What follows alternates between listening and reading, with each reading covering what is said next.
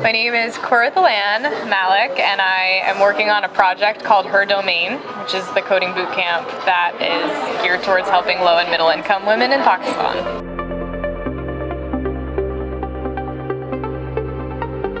The inspiration is sort of a long story. It started when I was working at the Whitehouse. I was working on this policy called Tech Hire, which is focused towards helping low-income Americans get jobs through technology.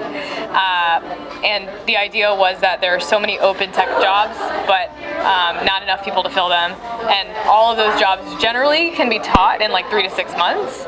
So it's like, how do we take the people who need it the most and plug them with the resources that they want and like can do, and then get them the jobs that would actually help them double or triple their salary. And so I saw that being done in the US, and I was like, this is a really cool model and it should be done in Pakistan and in the developing world generally.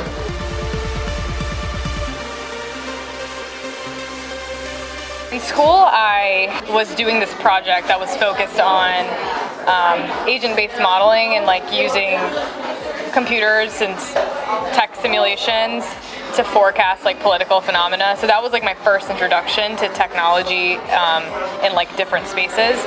And I did that for a year after college. Like I worked for a company that specifically did political modeling. So I kind of started in the tech industry, although it was like political tech. And then after that I moved to policy. That's when I did Whitehouse for 2 years, and I was like doing still tech stuff, but instead of doing it from like a purely coding perspective, I was doing it from like an economics perspective. Like how do we help people raise their incomes and boost the middle class?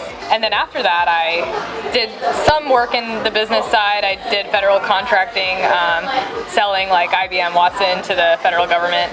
And now I'm doing this like independent project because I kind of saw like a lot of pieces come together, and I figured this was as good of a time as any to do something like that. So.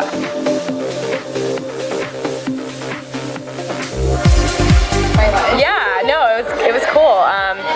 It was fascinating because you got to see so much important information like every day, and it just kind of got to the point where, like, you know, you go to morning meetings and you hear about something, and then like tomorrow it's on the New York Times, and you just become so desensitized that you're like, yeah, I know. So yeah, I know what's going on like in the world, and like you don't even realize like where you are. It's kind of a surreal experience. Because like you're so stressed. Like it's also like a lot of work. There's a lot of like very late nights, early mornings.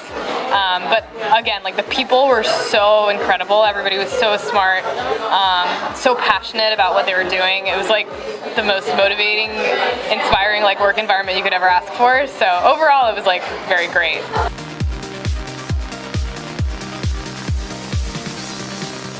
I think just being a minority woman in tech is always like a challenge, just because it's a new generation that's doing that. There aren't that many like older women who've risen in the ranks in tech for whatever reason. Like maybe they have,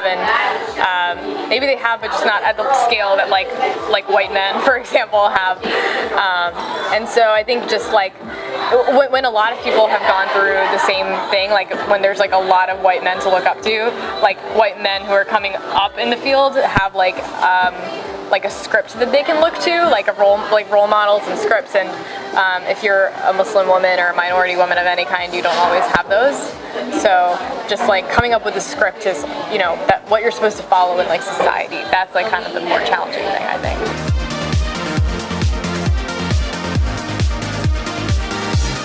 Yeah, I think the main piece of advice would be to be creative and be strong, because I think there's not, like I said earlier, there's not a lot of scripts for Muslim women, and there's not a lot of scripts for like young Muslim women especially. So like believing in your own voice, and then also having the courage to be creative and like come up with something different, kind of like what you're doing. That's kind of what I would encourage like every Muslim girl, especially like the younger generation, to do. Especially like I remember when I was younger, there was like this tendency to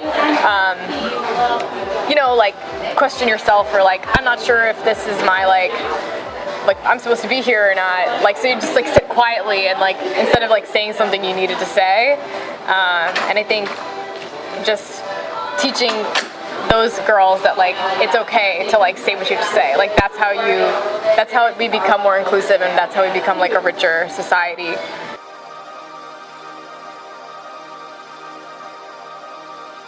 Diversity, I think, is just including as many different perspectives at the table as possible.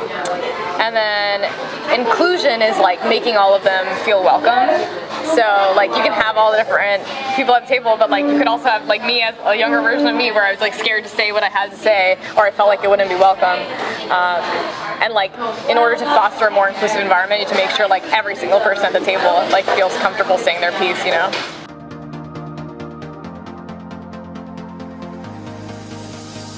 I think because there aren't that many Muslim women role models, it's like really imperative that like Muslim men at least recognize that like it's harder for women generally, not just Muslim women generally, to like sometimes like rise up in their career at like the pace that like a man can. That's just like a societally cultural thing.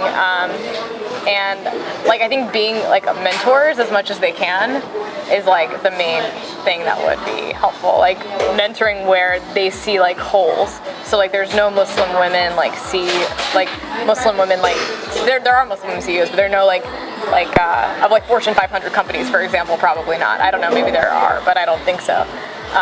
Like those, but there probably are Muslim men who are like CEOs of those companies, right? So like filling the gaps where there aren't being filled.